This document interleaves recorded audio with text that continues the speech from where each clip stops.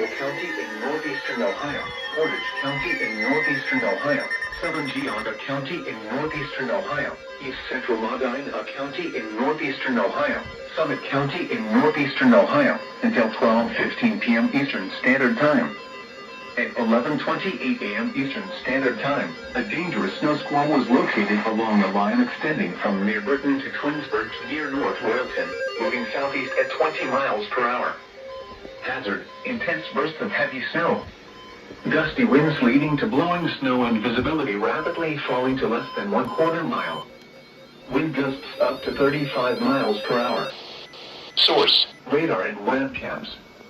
Impact: travel will become difficult and potentially dangerous within minutes. Portions of I-80, I-76, and I-77. Locations impacted include Akron, Warren, Ravenna, Cuyahoga Falls, Kent, Barberton, Greene, Solon, Hudson, Twinsburg, Talmadge, Streetsboro, Macedonia, Cortland, Newton Falls, Mogador, Middlefield, Garrettsville, North Bloomfield, and Burton. Slow down. Rapid changes in visibility and road conditions are expected with this dangerous snow squall. Be alert for sudden whiteout conditions.